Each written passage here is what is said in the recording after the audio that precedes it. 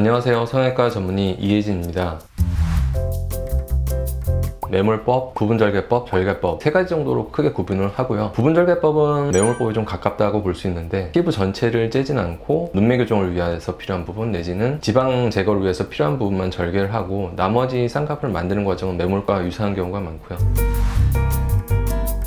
만들려는 선에 피부 절개를 하거든요. 째고 꼬매고 이런 과정들이 포함된 수술 방법인데 조금 회복은 느리고 흉터도 처음에는 조금 눈에 많이 띌 수 있지만 절개법은 이제 꼭 필요한 방법이고 특히 재수술에서 이제 많이 필요한 경우가 있거든요. 절개법은 기본적으로 이제 연령대가 좀 높은 사람들이 피부가 많이 처지기 때문에 늘어진 피부를 잘라야 되니까 절개법이 필요한 경우가 많고, 두 번째는 이제 지방이 많은 눈, 충분한 지방을 제거해야 되는 경우가 있는데 그런 경우는 이제 절개로 하는 게 좋습니다. 그리고 이제 눈매 교정을 쌍꺼풀 수술할 때 같이 많이 하게 되는데 중등도 이상의 안검하수를 갖고 있는 분이라면 절개법을 통해서 눈매 교정까지 해줘야 원하는 어떤 결과를 얻을 수 있어요. 재수술을 하는 사례들이 사실 절개법을 많이 하게 되는데 좀 어려운 사례들은 대부분 이제 절개법이 필요하죠.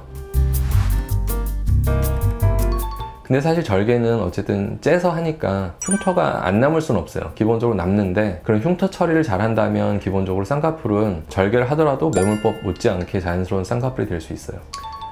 완전히 틀리는 말은 아니죠. 절개법을 한 분은 눈에 많이 띄는 분도 분명히 있고 눈에 거의 잘 띄지 않는 분도 있거든요. 그 라인이 깊게 패여 있는 사람들이 있거든요. 그러면 사실 멀리서 봐도 진하고 굉장히 음영이지기 때문에 굉장히 부자연스럽게 느껴지죠.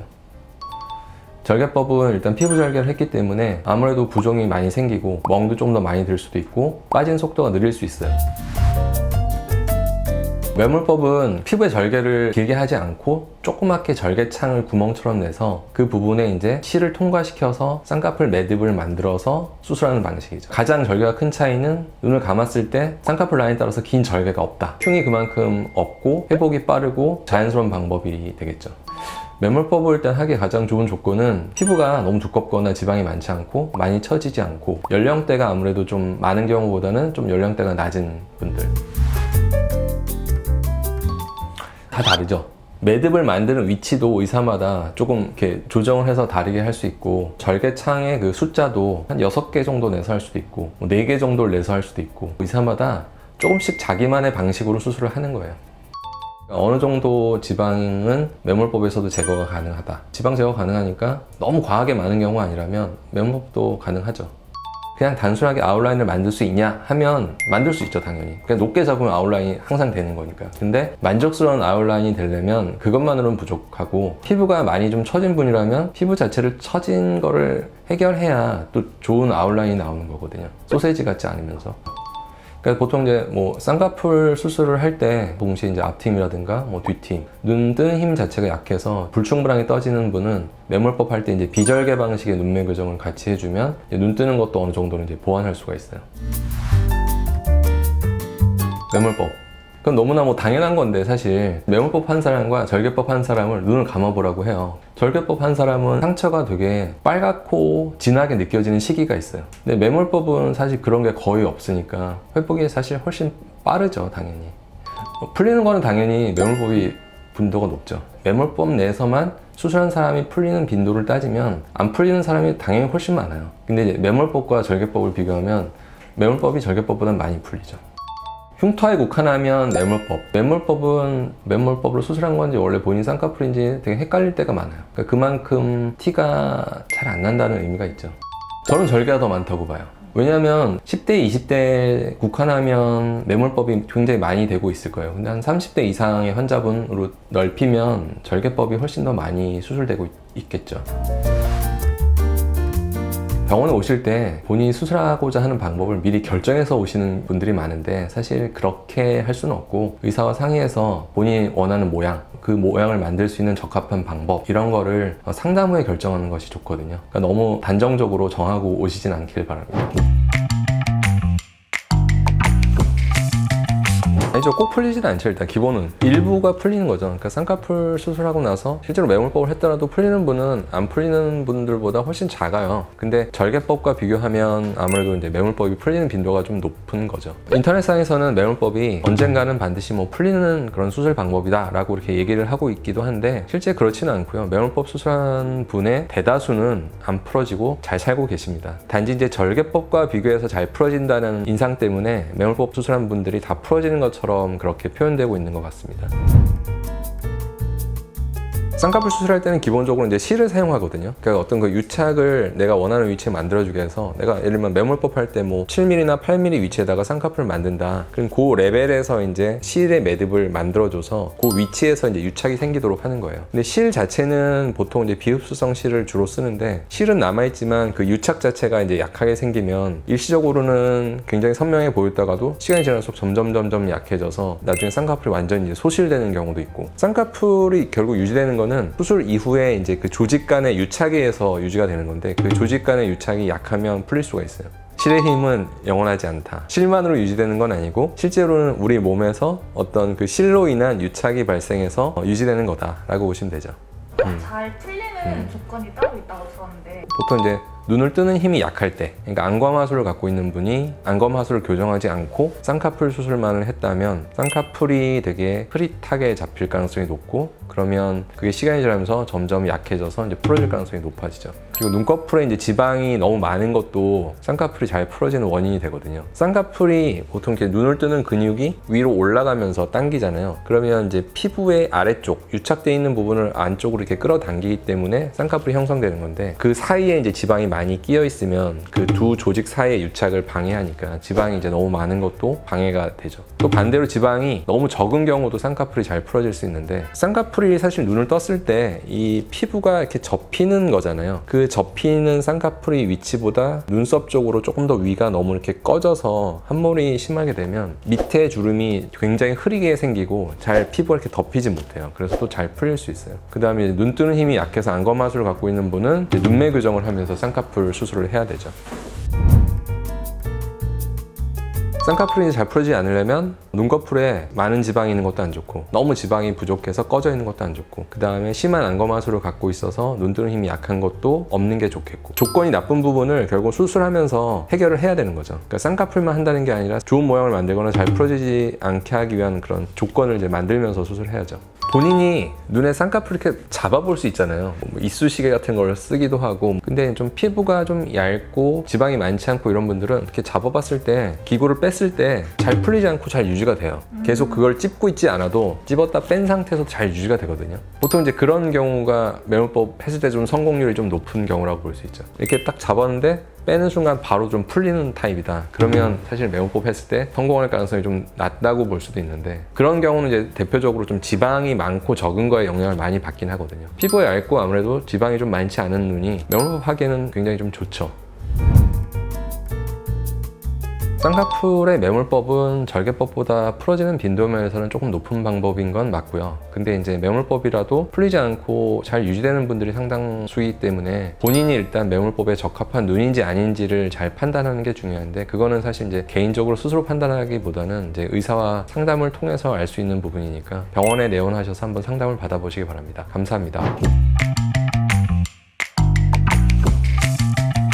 라인 잡아보잖아요. 이렇게 상담할 때 아웃이 자연스럽게 나오는 사람들은 아웃해도 괜찮은 거예요. 근데 되게 인위적으로 막 앞팀 많이 하고 쌍꺼풀 높게 잡아야 아웃이 되는 사람들은 아무래도 자연스럽진 않게 나올 수도 있어요. 그럼 본인도 스스로 이렇게 잡아봤을 때 좀 부담스럽다. 스스로 잡아보고 난 다음에는 또 마음을 바꾸는 사람도 있죠. 저한테 안 어울리면 하고 싶어도 못하는 거예요?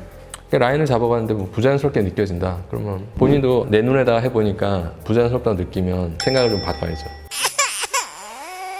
왜냐면 그 아웃이라는 게 남의 눈 보고 판단한 거고 내 눈에다 적용해 봤을 때 느낌이 다른 거잖아요. 그냥 아웃라인을 해주세요 하면 뭐 해주실 수는 뭐 할 수 있죠. 아웃을 할 수 있는. 근데 기본적으로 한국 사람들은 아웃폴드가 쌍꺼풀이 작았을 때는 잘 안 나오기 때문에 일단 좀 높게 잡아야 되거든요. 높게 잡았는데 되게 막 위가 두툼해 보인다. 그러면 이제 지방을 좀 더 빼주거나 이렇게 해야 되고, 피부가 많이 처졌는데 아웃을 만들려고 하면 이제 절개해서 이제 피부를 좀 많이 잘라주면 되고, 앞트임도 좀 해주면 되고. 근데 물론 이제 몽고주름이 있는 상태에서도 쌍꺼풀 높게 잡으면 그 몽고주름 위로 해서 아웃이 잡히긴 잡히는데, 이 몽고주름 때문에 이렇게 라인이 이렇게 약간 갈라져 보이는 경우도 있거든요, 두 개로. 그런 거를 이제 잘 처리해 줘야죠. 좀 깔끔하게 아웃이 되려면. 상상과 현실이 다른 거죠. 아닌 것 같은데요. 우기면 원장님은 좀 해주시는 편이에요. 돌려보내시는데. 강력하게 오기만 해주죠, 사실. 물론 이제 조율을 하려고 최대한 이제 상담을 하는데, 너무 본인이 원하는 스타일이 확고한 사람들도 있으니까, 너무 아닐 때는 뭐 맞겠지만, 그래도 뭐 당신이 그런 걸 좋아하니까 내가 보기에는 조금 자제하는 게 좋은데 한번 해보자. 뭐.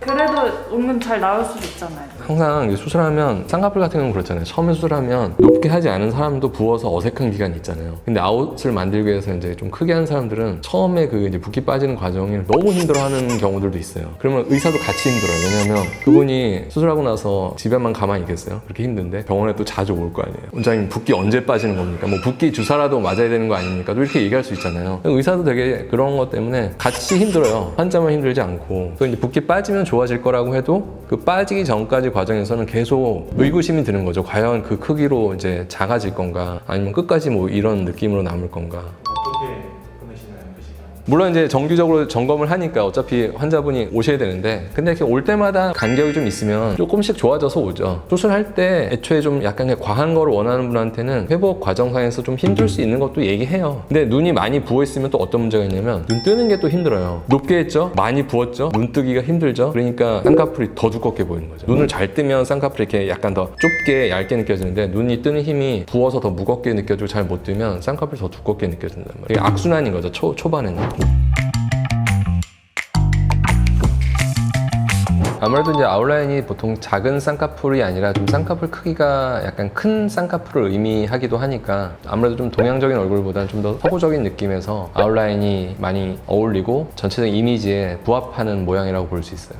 그럼 아웃라인이 잘 어울리는 기준은 서구형인 얼굴인가요? 쌍꺼풀 수술할 때 제일 중요한 것 중에 하나가 어떻게 보면 좀 크기 문제. 그 크기가 어떻게 보면 비슷할 때는 이제 그게 이제 뭐 앞에가 붓거나 뭐 인폴드가 되거나 인아웃이 되거나 아니면 떨어지는 형태로 가잖아요. 그 라인을 잡아보고 주름이 사실 어떻게 흘러가는 방향을 보면 이 사람은 아웃라인 해도 자연스럽게 나오겠다, 아니면 아웃라인 하면 부자연스러울 수 있겠다, 이런 느낌들이 있거든요. 그래서 그런 걸 기준을 많이 하고, 꼭 얼굴형이 꼭 서양형인 얼굴형에만 아웃라인을 수술하는 건 아니죠.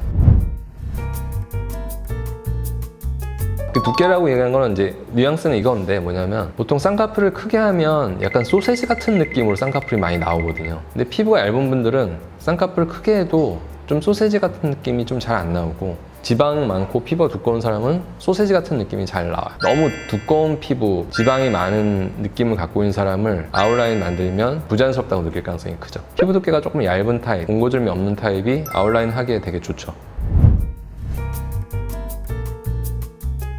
안 어울리는 건 아니고, 동남아시아 이런 사람들도 쌍꺼풀 되게 아웃폴드로 크게 많이 있어요. 근데 이제 약간 북방계 아시아인이 몽고주름이 많고 눈꺼풀 피부가 좀 더 지방이 좀 더 많은 타입이 많고 이러니까 쌍꺼풀이 없는 경우가 좀 더 많고 그런 거죠. 서양 사람들은 보통 이제 눈꺼풀 같은 경우를 얘기하자면 지방이 되게 없고 피부도 좀 얇고 뼈에 비해서 이렇게 눈이 있는 부분 위치가 이렇게 윗눈꺼풀 부분이 좀 많이 들어가 있어서 되게 이렇게 입체적으로 보이는 편이고, 한국 사람들은 여기 이마에서 이렇게 눈꺼풀 연결되는 부분이 여기에 지방도 좀 많고 튀어나온 경우가 많이 있어요.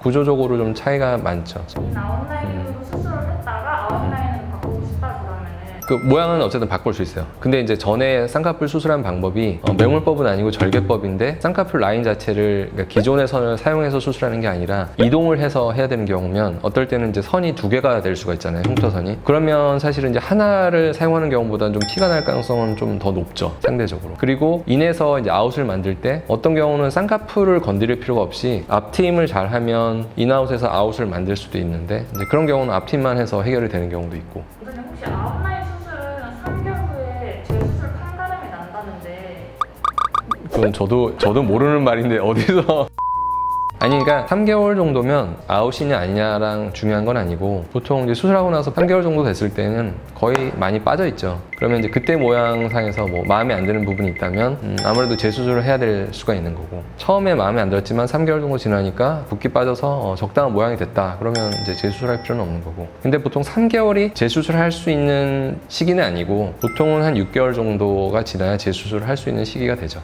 보통 이제 눈 상담을 오셔서 나는 아웃폴드 쌍꺼풀을 꼭 하고 싶다 이렇게 얘기하시는 분들이 많이 있는데, 사실 다 가능한 건 아니고 본인의 이제 눈의 조건에 따라서 적합하지 않은 경우도 있거든요. 그래서 쌍꺼풀의 어떤 형태를 세밀하게 결정하는 거는 실제 상담을 받은 다음에 본인의 눈에서 그게 적절하거나 가능한지를 좀 확인하고 결정하는 것이 좋습니다. 그거를 되게 많이 헷갈리는 거죠. 안검하수를 수술하면 쌍꺼풀이 생기는 거냐? 뭐 이렇게 이제 질문하시는 경우도 있거든요. 근데 보통 이제 쌍꺼풀을 수술하면서 안검하수를 같이 하니까 둘 다 어쨌든 해결은 된다라고 얘기하는데, 쌍꺼풀을 원래 이제 갖고 있는 사람 중에서 눈 뜨는 힘이 문제가 있는 경우도 있잖아요. 그런 경우는 사실 이제 쌍꺼풀을 꼭 손댈 필요는 없이 뭐 눈매 교정만 해도 되긴 되죠. 그래서 이제 안검하수 수술을 잠깐만 헷갈려. 저도 말하면서 지금 좀 많은 분들이 헷갈리는 게 안검하수랑 눈매 교정 그리고 쌍꺼풀 수술, 이 세 개를 어쨌든 좀 헷갈려 하시는 거거든요. 근데 안검하수는 눈 뜨는 기능이 이제 약한 어떤 그런 상태를 말하는 병명이고, 눈매 교정은 그 기능이 약한 안검하수를 갖고 있는 분들이 해결하기 위해서 이제 수술하는 수술명이 되는 거고요. 쌍꺼풀은 사실 안검하수랑은 사실 전혀 상관은 없는데, 보통 이제 안검하수라는 진단을 받은 분이 그 눈매 교정이라는 수술을 할 때 눈매 교정만 하는 게 아니라 쌍꺼풀 수술을 보통 같이 하죠. 그러니까 나는 눈매 교정을 했어 라고 얘기하는데 눈매 교정만 된 게 아니라 쌍꺼풀도 만들어져 있는 거죠. 그래서 이 세 개가 어떻게 보면 워낙 같이 많이 하는 개념이고 많은 사람들이 이제 헷갈려하는 부분인데, 사실은 명확하게 이제 구분이 되는 거죠.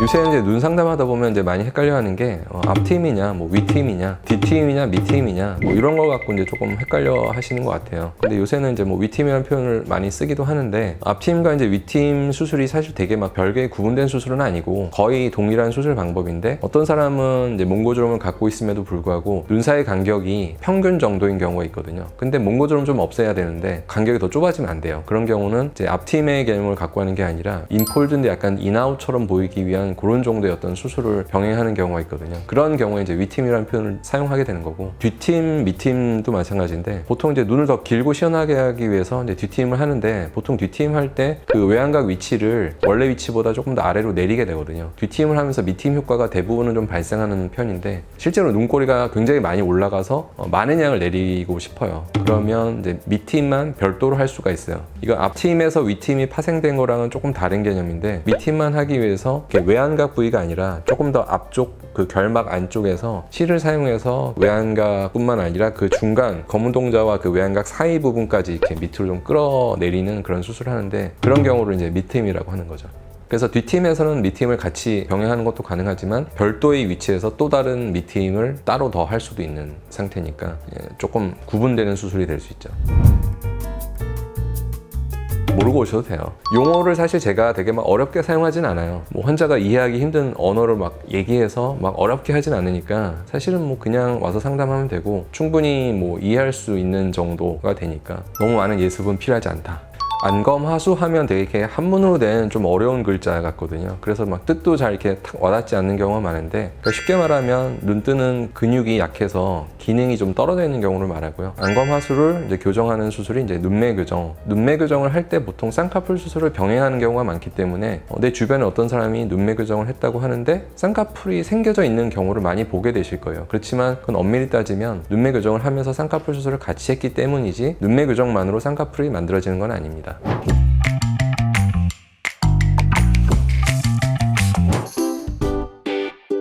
나이 드신 분들이 이제 상안검 성형이나 뭐 이런 걸 할 때 그 표현을 되게 좀 많이 쓰시는 것 같아요. 내가 아는 사람이 뭐 수술했는데 너무 꼬막눈처럼 됐다 막 이렇게 표현을 해서 그냥 이렇게 조금 뭐 이걸 뭐 어떤 의미로 처음에 쓰시나 이런 생각도 했는데, 한국 사람들 워낙 눈 자체가 길이가 짧은데 쌍꺼풀을 두껍고 크게 잡으면 너무 동그랗게 그리고 막 진하게 어색하게 그런 눈을 보고 이제 꼬막 눈이다라고 표현하는데, 기본적으로는 되게 좀 이렇게 가로폭이 좀 이렇게 짧고 너무 이렇게 동그래 보이는 듯한 그런 모양, 그런 거를 이제 보통 얘기하는 거죠. 그래서 요새는 이제 뭐 다양하게 앞팀도 하고 뒷팀도 해서 이제 그 길이를 좀 시원하게 늘려주고 보완하면서 수술할 수 있고. 몽고주름이 있는 분이 당연히 가로폭이 앞쪽에서 이렇게 많이 막히게 되잖아요. 그래서 앞트임 하면 작게는 한 1mm, 많게 트는 분은 뭐 2, 3mm 정도 이렇게 트게 되니까 가로폭이 훨씬 더 이렇게 늘어나게 되고. 근데 이제 그런 분들이 쌍꺼풀이 없는 상태였다. 그러면 상대적으로 이렇게 좁고 작게 느껴지는데 그 상태에서 이제 쌍꺼풀만 하면 세로폭만 탁 커지면서 눈이 되게 이제 그 비율이 이제 이상하게 됩니다. 게다가 이제 뭐 눈매 교정을 했다. 검동자도 더 시원하게 보일 거고. 게다가 이제 쌍꺼풀까지 더 두껍게 잡았다. 가로폭을 이제 연장하는 수술을 안 해주면 좀 어색하죠.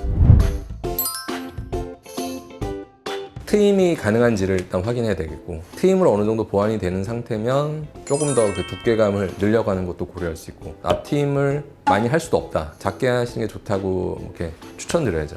꼬마물일 경우에는 아웃라인 불가능할 경우가 많겠네요. 일반적인 경우는 아웃라인이 대부분 쌍꺼풀이 좀 커야 나오죠. 근데 크진 않지만 앞트임을 좀 많이 해서 아웃라인을 만들 수도 있긴 있거든요. 쌍꺼풀 했는데 만약에 쌍꺼풀 자체가 두껍고 그 쌍꺼풀이 커지면 이제 눈이 되게 커질 거라고 생각하는 경우도 많잖아요. 근데 어떨 때는 눈 뜨는 힘이 약하면 더 답답해 보일 때도 많아요. 남자분들이 쌍꺼풀 수술 같은 걸 상담 와서 하는 얘기 중에 하나가 뭐 쌍꺼풀 원하지 않고 눈만 좀 또렷해졌으면 좋겠다 이런 얘기 많이 하잖아요. 눈이 또렷한 게 되게 중요한 거지 쌍꺼풀이 큰 게 중요하진 않죠. 원체 이제 가로폭이 짧으면 가로폭 연장 없이는 힘들다고 봐야죠. 트임 수술 같은 거 해보려고 하면 많이 할 수 없는 분들도 되게 많거든요. 그러니까 눈 사이도 이미 좀 좁은 상태인데 눈의 가로폭도 좁다. 그런 상태에서 앞트임을 많이 할 수는 없잖아요. 뒷트임도 뭐 좋은 상황은 아니다. 길이에서 얻을 수 있는 이득은 별로 없으니까 쌍꺼풀을 그 눈에 잘 맞게 조절해서 해야죠. 그거는 좀 애매한 부분인 것 같아요. 오히려 그거는 사실 나빠질 가능성이 높긴 해요. 오히려 이제 쌍꺼풀만 해서 세로폭이 커지면 가로가 짧게 느껴지니까 거기에 쌍꺼풀까지 너무 두껍게 한다든가 쌍꺼풀은 두꺼운데도 눈 뜨는 게 약한 상태라든가 더 안 좋은 결과가 나올 수도 있어요. 이미 트임이 했는데 되게 조금밖에 못하는 그런 조건이었을 때 수술 전부터 사실 많이 틀 수 있는 경우와 많이 틀 수 없는 경우가 이미 구분이 되거든요. 그러니까 몽고주름이 되게 많이 덮고 있고 눈 사이 간격은 충분히 여유가 있고 근데 뭔가 이렇게 가려진 느낌이 답답은 한데 길이 연장은 많이 얻을 수 없는 경우가 있는데 그런 경우는 많이 트는 분들보다는 좀 낫다고 봐야죠. 너무 높지 않은 쌍꺼풀을 해야 될 것 같고 눈매 교정도 세로폭을 크게 하는 방향으로 되면 과하지 않게 하는 거 제일 중요할 것 같아요. 왜냐면 세로폭이 과도하게 커지면서 결국 동그래 보이는 거예요. 그걸 조심하면 과도하게 뭐 꼬막눈이다 이렇게 느껴지진 않죠. 그러니까 결론적으로 사실 꼬막눈이 뭐 이렇게 막 다 수술로써 모든 게 해결된다라는 개념에서 접근하면 안 될 것 같아요. 어려울 것 같아요. 예, 입장에서. 그 안 좋은 조건을 가로폭 길이를 늘릴 수 있는 조건인지 아닌지를 그 환자 직접 보고 많이 좋아지지 못한다, 뭐 좋아진다 이런 걸 일단 구분을 좀 해줘야 되고. 성형외과 전문의 이혜진입니다. 오늘은 그 짝눈 성형에 대해서 알아보려고 하는데 오늘은 그 눈매 교정과는 상관없이 쌍꺼풀 모양이 좌우가 이제 틀린 사례를 대상으로 설명을 드리도록 하겠습니다. 첫 번째 사례를 보시면 한쪽 눈에는 선명한 쌍꺼풀을 갖고 있는데 이제 반대편에는 쌍꺼풀이 존재하지 않고 주름 형태처럼 이제 두 개의 줄이 가 있는 그런 경우입니다. 왼쪽 눈은 환자분이 뭐 마음에 들어 하시고 이제 오른쪽 눈은 이제 왼쪽처럼 되기를 원하는 그런 경우인데 수술 후 모습을 보시면 이제 이렇게 되어 있습니다. 그러니까 눈을 뜨는 힘 자체는 문제가 없고 기능적으로 문제가 없기 때문에 쌍꺼풀만 이제 대칭을 만드는 작업을 수술을 한 겁니다. 절개법을 사용해서 수술을 했고 쌍꺼풀의 형태는 약간 인아웃 형태로 이제 잡은 경우가 됩니다. 보통 이제 쌍꺼풀이 비대칭이 있을 경우에 수술할 때 한쪽은 마음에 들면 이제 그쪽에 맞춰서 수술하는 경우도 있고 어차피 수술할 때 이제 라인을 조금 더 높일 생각으로 원래 이제 마음에 들었던 부분도 있지만 조금 더 높이면서 이제 수술을 하시는 경우도 있는데 그거는 이제 상담 후에 본인이 이제 원하시는 것에 따라서 얼마든지 조절이 가능한 부분이기 때문에 상담 후에 모양을 이제 결정해서 수술을 받으시면 됩니다. 두 번째 사례는 쌍꺼풀 자체가 한쪽이 없는 경우는 아니고 쌍꺼풀이 양쪽 다 있는데 한쪽이 좀 더 쌍꺼풀이 이제 높고 한쪽은 조금 더 쌍꺼풀이 이제 낮은 사례가 되거든요. 그래서 이제 큰 쪽을 조금 이제 낮추는 방향으로 이제 수술하기를 원하셨던 경우여서 수술을 이제 큰 쌍꺼풀을 이제 줄이는 방향으로 수술하는 사례가 됩니다.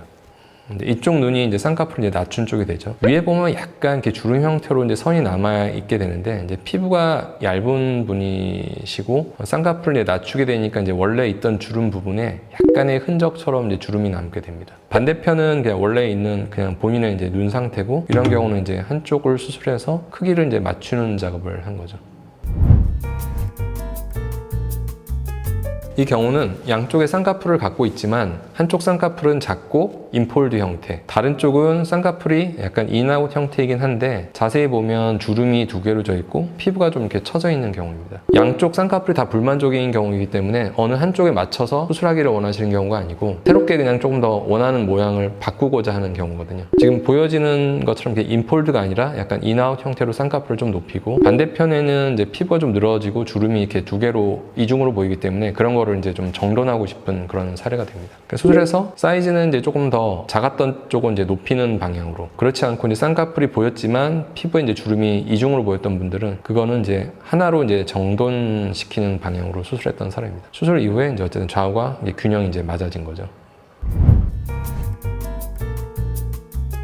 양쪽을 같이 할 때보다 한쪽만 해서 대칭을 맞추기가 좀 까다로울 때가 있긴 있거든요. 동일한 선에다 수술을 하긴 했는데, 그러니까 쌍꺼풀 수술로 인한 약간의 그 어떤 붓기감 때문에 실제로는 동일하게 잡았다고 생각한 부분이 상당히 비대칭으로 느껴지죠. 붓기가 한쪽만 있으니까. 근데 붓기가 빠지면 이제 좋아지고 거의 대칭에 가깝게 수술 결과가 나오죠. 짝눈일 때 뭐 쌍꺼풀 난 이쪽이 마음에 듭니다, 이쪽이 마음에 듭니다. 그러니까 환자분은 의견이 있을 수 있잖아요. 난 작은 쪽이 더 마음에 든다. 그러면 이제 큰 쪽을 작게 하는 수술을 하게 될 거고, 반대로 큰 쪽이 마음에 든다. 그러면 큰 쪽으로 맞춰서 하는 거고, 둘 다 아니다. 그 중간 사이즈가 좋다. 그럼 중간으로 할 수도 있는 거죠. 그러니까 사실 기준이 없죠. 어떤 모양으로 이제 만들 거냐에 따라서 얼마든지 그거는 기준이 바뀔 수 있는 거니까. 그냥 단순하게 쌍꺼풀이 뭐 한쪽이 작고 크다 이런 거는 사실 어렵진 않겠고, 그러니까 만약에 쌍꺼풀 크기도 차이가 나면서 그 다음에 눈 뜨는 힘도 같이 동반돼서 차이가 좀 크다, 그러면 이제 어느 거는 눈매 교정으로 눈 크기를 맞춰야 되고 또 쌍꺼풀 크기도 또 동시에 맞춰야 되고, 비대칭 요소가 한 가지가 아니라 여러 개면 아무래도 수술이 더 힘들어지죠. 오늘은 그 짝눈 성형 중 그 쌍꺼풀 형태가 좌우가 다른 경우에 대해서 사례를 설명을 드렸습니다. 지난번에는 이제 눈매 교정으로 이제 그 비대칭을 교정하는 거에 대해서 설명드렸고, 오늘은 쌍꺼풀에 대해서 설명을 드렸는데 비슷한 사례가 있다면 상담을 한번 받아보시면 큰 도움이 되실 겁니다. 감사합니다.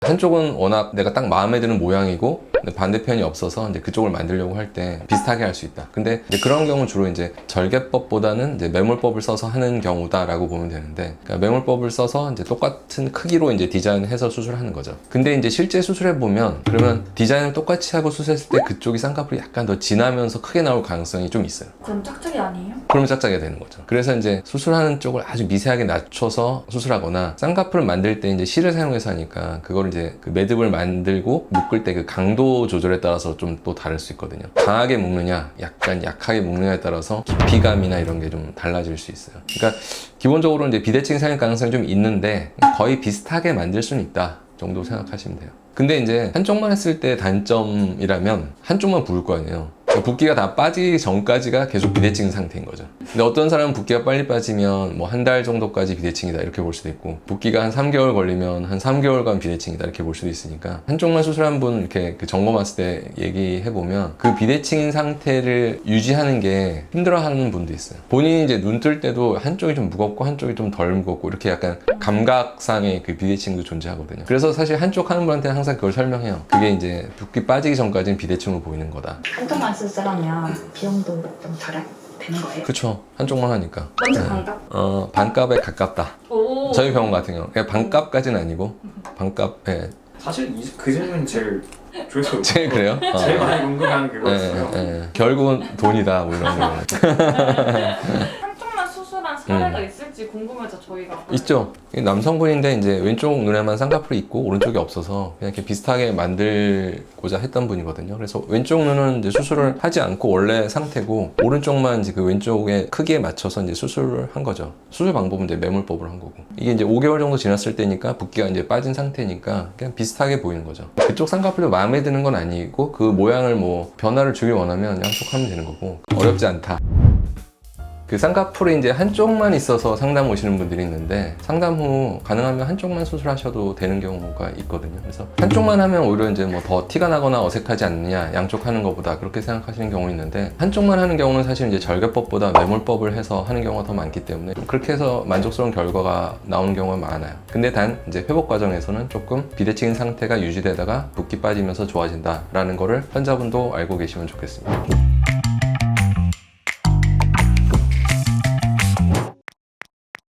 쌍꺼풀 모양이 비대칭인 사람, 눈 뜨는 힘이 비대칭인 사람, 흔한 유형이 사실 그 두 가지예요. 그러니까 이 경우는 두께가 좀 더 두껍잖아요. 얇다 보니까 앞은 쌍꺼풀이 덮여서 안 보이고 뒤는 이게 커 보이는 거잖아요. 그러니까 이게 비대칭이다, 짝짝이다.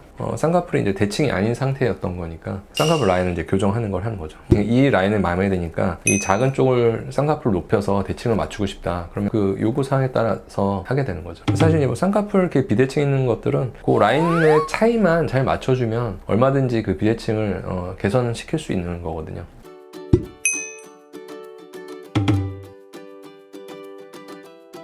이 경우는 이쪽은 이제 뜨는 힘이 괜찮고 이쪽은 뜨는 힘이 약한 게 이제 문제인 거거든요. 우리가 보통 이제 눈 뜨는 힘이 약한 걸 뭐 안검하수다라고 표현하는데 원래 갖고 있는 문제일 수도 있고 수술 이후에 한쪽이 뭐 안검하수 교정이 더 많이 됐고 한쪽이 덜 돼서 생길 수도 있거든요. 근데 만약에 쌍꺼풀을 대칭적으로 수술했는데 안검하수가 비대칭적으로 교정이 되면 눈 크기만 다른 게 아니라 대부분 쌍꺼풀 크기도 다르게 나올 수밖에 없어요. 그래서 쌍꺼풀 모양도 다르고 그다음에 눈 크기도 다르게 보이기 때문에 그런 경우는 이제 안검하수 교정을 해서 수술을 해줘야 된다. 못 뜨는 쪽을 이제 좀 잘 떠지도록 수술을 해주는 거고, 그 다음에 이제 쌍꺼풀을 지금 보면 피부가 되게 이렇게 그냥 축 처진 것처럼 느껴지잖아요. 그러니까 쌍꺼풀 라인과 속눈썹 사이의 피부가 이렇게 늘어져 있는 느낌이 있으니까 이제 그거를 좀 절개해서 제거해주고 교정하는 거죠.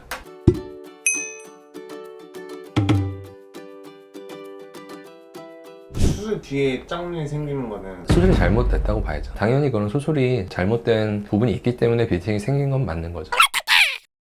근데 이제 그런 거를 이제 교정을 하려면 붓기가 심한 상태에서 판단하기는 힘드니까 수술하고 나서 처음에 뭐 며칠 됐는데 비대칭이 있다라고 해서 그걸 막 바로 다시 재수술하지는 않고 한 6개월 정도 경과를 본 이후에 비대칭이 남아있을 경우에는 재수술을 하는 방법이 더 안전하고 좋다라고 봐야죠. 재수술 했는데 또 비대칭이 생길 수도 있나요? 생길 수 있죠. 재수술에서 뭐 안 생기는 법은 없고 눈 수술에서는 어쨌든 게 대칭이라는 게 중요한 의미가 있으니까 그 대칭을 이제 최대한 맞추기 위한 어떤 수술을 할 수밖에 없는 거고. 네, 환자분은 쌍꺼풀 모양이 달라서라고 얘기하고 왔지만 잘 보면 눈 뜨는 힘이 한쪽이 뭐 더 약하기 때문에 눈 크기도 다르고 쌍꺼풀까지 같이 다른 경우도 있거든요. 그런 경우는 이제 눈매 교정을 해서 눈의 크기에 비대칭을 맞춰놓고 그 다음에 쌍꺼풀 크기도 같이 이제 조정하는 수술이 이제 필요한 거니까 원인만 파악이 명확하게 된다면 재수술을 통해서 그 비대칭인 부분을 충분히 수술로서 해결할 수 있다. 되게 심플한 사실은 짝눈이 많다. 짝눈도 교정이 가능하다.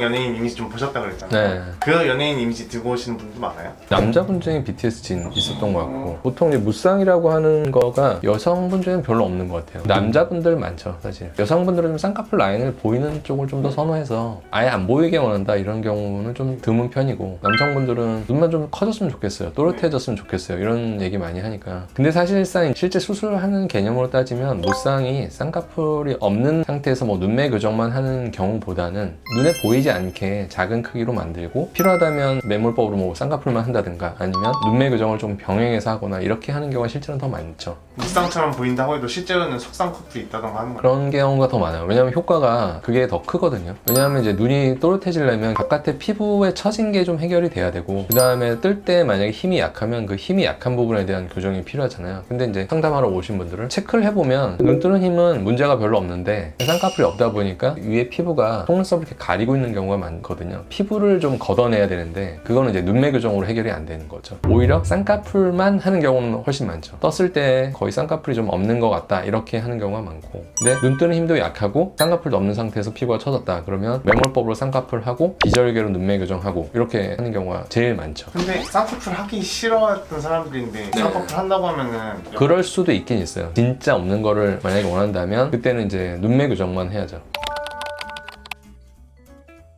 눈매 교정만 해서 안 커진다는 뜻은 아니에요. 눈매 교정만 하면 만약에 10%만 커지고 눈매 교정과 쌍꺼풀을 같이 하면 30%가 커진다고 가정을 하면 어떤 거를 선택하시겠어요? 하시는 거를 그러니까 그래서 같이 많이 하는 것 뿐인 거지, 만약에 환자분이 난 눈매 교정만 한번 해보고 싶다, 눈매 교정을 먼저 하고 그 다음에 쌍꺼풀 할 수 있어요. 근데 대부분의 경우는 정말 심한 안검하수가 아닐 때는 쌍꺼풀에 의해서 눈이 커지는 효과가 더 커요. 속쌍꺼풀을 통해서 한다고 하면은 네. 얼마나 안 보일 수 있는 거예요? 피부에 처진 정도가 많은 사람은 생각보다 쌍꺼풀을 조금 높게 잡아도 떴을 때 안 보일 수 있고요. 피부가 많이 안 처진 분은 진짜 낮게 잡아야 돼요. 뭐 5mm 이하 정도로 잡아야 떴을 때 감춰지게 되는 거죠. 이런 경우가 그냥 쌍꺼풀만 한 거예요. 쌍꺼풀 한 거예요? 네, 피부가 이렇게 약간 덮여져 있잖아요. 쌍꺼풀을 하면 이 피부가 이렇게 접히면서 올라가니까 눈이 또렷해 보이잖아요. 그런 경우는 이제 눈매 교정을 한 거거든요. 좌우 비대칭도 좀 있잖아요. 이미 오른쪽 눈에는 쌍꺼풀이 약하게 있어요. 그러니까 수술 전에 보면 그래도 쌍꺼풀이 살짝 있는 쪽에 눈이 좀 더 커 보이잖아요. 근데 이 사람은 쌍꺼풀이 있는 쪽도 검은 동자가 충분히 보이진 않잖아요. 이쪽 눈은 뭐 쌍꺼풀은 있으니까 유지하거나 살짝 올리면서 눈매 교정을 한 거고, 이쪽은 쌍꺼풀을 만들면서 이제 눈매 교정을 한 거죠. 수술하고 나면 이제 검은 동자가 노출되는 양이 늘어나는 거잖아요.